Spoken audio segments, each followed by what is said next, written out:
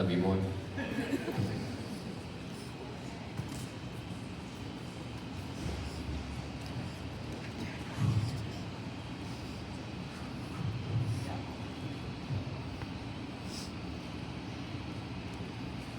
It's so amazing to see all you guys here.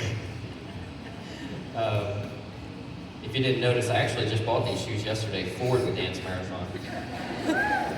It was the Nike outlet, they were $40. How do I say no?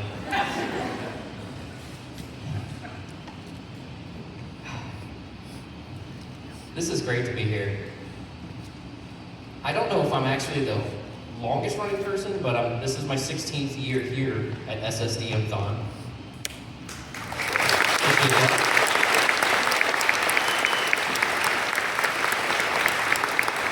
I don't want to block the pictures. I love looking at these pictures. Same thing as the Siegel family, you know, siblings have so much love for each other. I was gonna break the ice with some just dad jokes. I mean, come on, you guys all get them all the time. Let's see if we can kind of break the ice here. And I kept it teacher related. So all you teachers, I didn't leave you out of this here. So why did the teacher wear sunglasses to school? Because the students were so bright. Ba-dum. Hey! Alright, why did the math teacher break up with the calculator? Because she felt like she could count on it too much. I like the peanut gallery over here. Why did the teacher go to the beach? To test the water. Hey! Love it, love it. Man, peanut gallery's killing it over here. I need this guy next to me. Alright, last one I swear. Why did the student eat his homework? We could say he or she, I'm sorry. I'm not into pronouns. Because the teacher said it was a piece of cake. Bad delivery, but you get it. Alright, ice is broken. I'm a little bit more calm now, thank you. Honestly, listen, I love the energy, the vibes, right? This room just kind of gets you, you know? You guys gotta shake it out. I mean, you know, get some knees going. What this room brings to every family here is just amazing. Because today's just not another school event. Like I said, 16 years ago, my cousin actually came to Springfield High School. He was a senior, he was on the family relations committee, and they were looking for like new people to talk about things. I mean, not a lot of people want to share their stories, maybe the stories are a little grim, whatever. He asked me, and I said, you know what? I'd be proud to share my brother's story. Because honestly, I think we're gonna have an outlet. And just like Jason was saying, this is my therapy. You just gotta get over that hump. That's where the jokes come into play. But my cousin graduated in 2010. And when he asked me, I'm like, I feel honored to share the story. Now at the time, I wasn't sure if I could even do it. Talking about it still hurts. It's been 26 years, something like that. I mean, it's been a long time. But standing in this gym, I needed that push. I needed that outlet. So I want you guys to know, I need you just as much as you need this, and Pediatric Cancer needs Thon. Like, I kind of need it. It's my therapy. It makes me me. But standing in this gym each year, sharing my brother's story, has honestly become just something I look forward to every year. Because my brother's story only starts with him. It doesn't finish with him. That's just a chapter. He was 13 years old when cancer entered our lives, when he was diagnosed. He loved basketball. He loved baseball. He dabbled in football, but as you can see, we're short-statured people. That really did not work out well for us. He was super smart, loved computers. Now my son's super smart. I'll get into that in a minute, brag a little bit here. But when he was into computers, I mean, this was the 90s. Computers back then, you couldn't hold them in your hand. They took up a whole room for the most part. I mean, monitors are like 3 feet deep, probably weighed about 60 pounds. So you pretty much got a gym workout just moving your room around. But more than anything, he was just a great kid to be around. Warm, loving. He was a good friend. He had a lot of friends. I give him credit. He had friends, genuine friends that showed up, just like you're showing up today. We used to go to our granny and pawpaw's house. I'm from the South, actually, so you'll start hearing some y'alls in here. But went to Granny and Pawpaw's house, and when we would go there for, say, a weekend or a week, or my parents would say, hey, you're gonna spend the whole summer there. Guess who cried enough to get Mom to come pick him up? Yeah, my brother Christopher. Now, as we got older, I'm the big brother, I tried to come up with something. I mean, we were single digits, 6, 7, 8 years old. I tried to come up with something to calm him down. So I didn't want to go home, because Granny and Pawpaw's house, you could eat whatever you want. You could stay up as late as you want, and they actually had cable. You guys don't realize how valuable that was back then.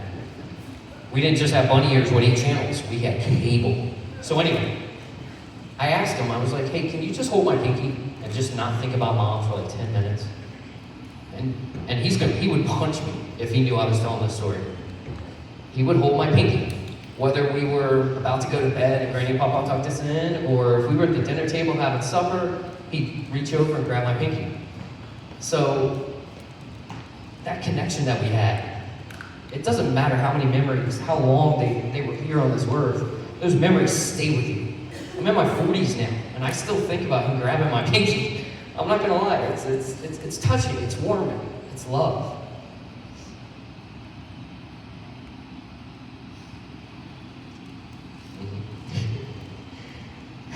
So it's the funny little things that you remember, right? He was diagnosed in September of 1997, and that's when everything changed. Christopher had a lump on his arm, left arm. It just kept growing. And as a brother, of course, I just kept poking at it. And I'm like, what's this growing on your arm? We didn't think nothing about it. Well, my mom finally got concerned. She took him to the doctor. It was all September of 97. She sat us on the couch, and we didn't realize this conversation was going to be that serious, but we immediately started crying, thinking that he was going to die when my mom said he's got cancer. And that's when his battle started. You never want to have to hear that about a family member.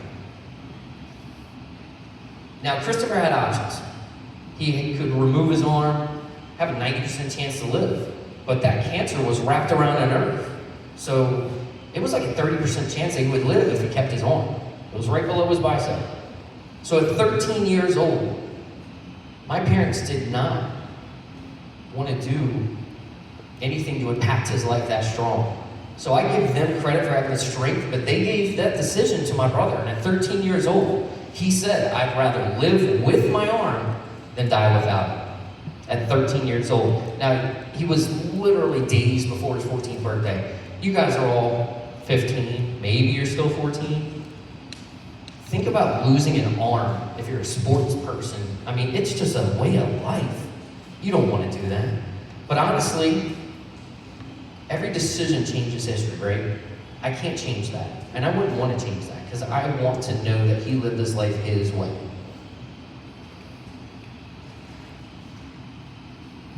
Christopher fought cancer for more than a year, 13 months.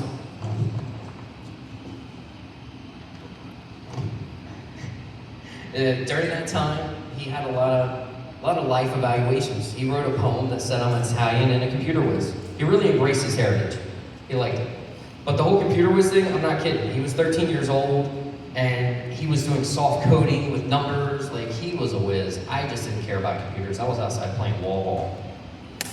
But he was 13 years old when he wrote that poem. And he had some very, very deep lines in that poem at 13. He passed away November 11th in 1998. His birthday was November 23rd. So he died 10 days before his 14th birthday. Now, I want to share something important. Back when my brother was fighting cancer, events like this really did not exist. The support system for the family, like we're all talking about, to help them, to help the families, not just the child, was not there. But our family did have a great community, great schools, a lot of good people just helping things along the way. We had the Make-A-Wish Foundation. They gave my brother this massive computer once again. Kid loved his computers. And they did something even more amazing. They sent him on a road trip in a bus to Texas. He got to go to the aquarium. He got to meet George Bush before he was a president. He was governor. I think one of those photos will pop up on there.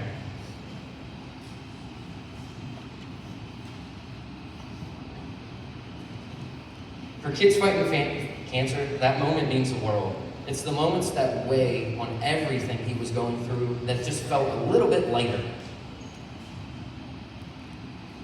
They gave families where the weight was lifted, even if it was just for a little bit. And that's what organizations like this do. If they can take the weight off just for a moment, it just lets you be able to get to that next level. But cancer doesn't just affect one person, it affects the entire family. 6 months after my brother passed away, my mother actually passed away with a brain aneurysm in February of 1999. My dad and I became each other's support system. A lot was put on him. We were still a family trying to understand how to live without Christopher and my mom. Almost a year later, my dad committed suicide in January of 2000. The weight of losing his son, losing his wife, it was too much to bear. I'm not here to push judgment. I'm a little upset that he left me, but hey, what doesn't hurt you, what doesn't kill you, makes you stronger. And I'm here to let you guys all know, no matter how bad it gets, you can pull yourself up. There's only one person in this life that's going to take your happiness, and it's going to be you, nobody else. That kind of pain lives with you. It never goes away. I carry it daily.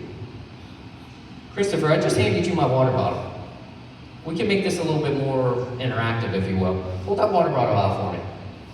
Like hold it straight out, like a shoulder raise. You work out. Dude's buff, isn't he?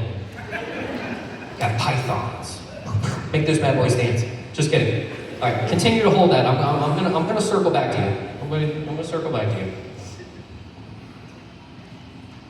If I didn't introduce him, this is Christopher Blubello, my son who's named after my brother. My other son, Vincenzo Blubello at the end, and my beautiful wife, Jennifer. I know, I got it up, right? I'm a 6, he's a 9. Right now, he's just holding a simple water bottle, right? I mean, we carry these every day, right? How many, let me see you raise a hand. So let's get everybody involved. Who walks around with a water bottle all day? Who drops it on the ground? Who gets dense? Who forgets it at home and their mother's gotta bring it to them? Yeah, this kid. Just kidding. All right, he's continuing to hold that, right? Let me ask you something. How much do you think that water bottle weighs? Just throw some answers. Anybody, give me some. Jason? Brentley? What do you think it weighs? 1 pound? 18 ounces? I'm hearing a pound. Okay. All right, getting everybody involved here. 16 ounces. I like that, I like that. All right, 16 ounces. He's been holding it, I don't know, maybe 30 seconds to a minute.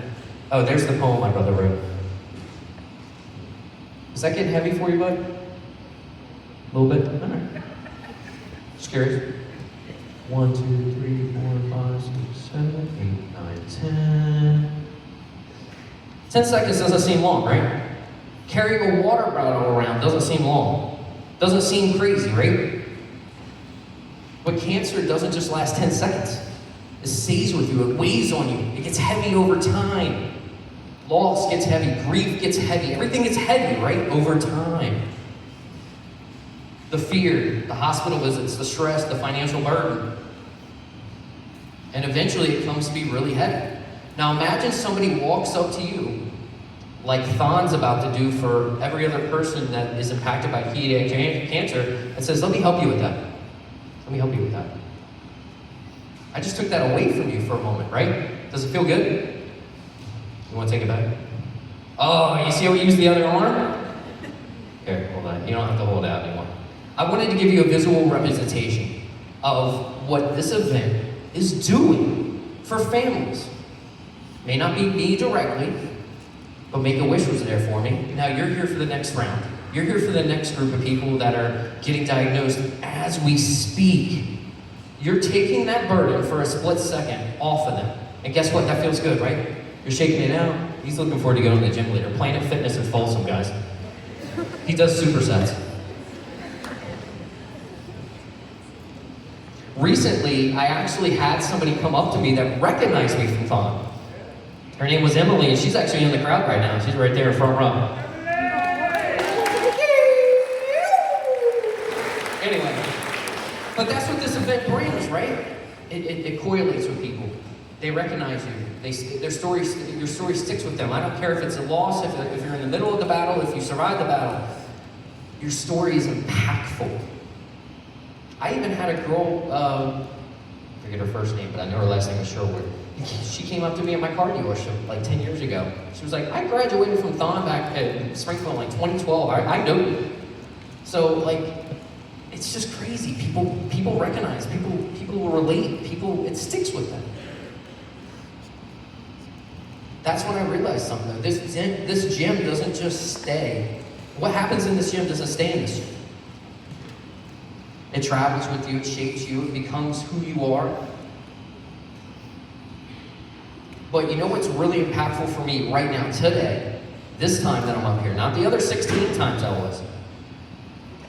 But my son, he's 14 now. Your uncle never had a chance to make it to 14. Look at that picture right there. That was taken Halloween of 1998. He died November 11th. 11 days before, right? He looked good. God, he was a cute kid. But I want you to know that I look at you and I think of him. I want to keep him going. And I gave you his name for a reason. And I love you and I'm proud of you. When you look at the clock today and your legs get a little numb, you're starting to question yourself. Maybe you want to sit down. I don't know. Maybe you go to the bathroom and hide out. Think about what everybody else is doing. Think about what everybody else is carrying. Even your peers next to you. Think about what they're carrying. You don't know what they got going on at home unless you ask. Use some empathy. Give everybody the love that you want. Because you only get a certain amount of time here. And remember, because of you, we choose to stand instead of sit. Even for that brief moment. And for that, though, my family and many others will all be grateful. I just have one last question to everybody here. Who do you dance for? Thank you so much, guys. Have a great day.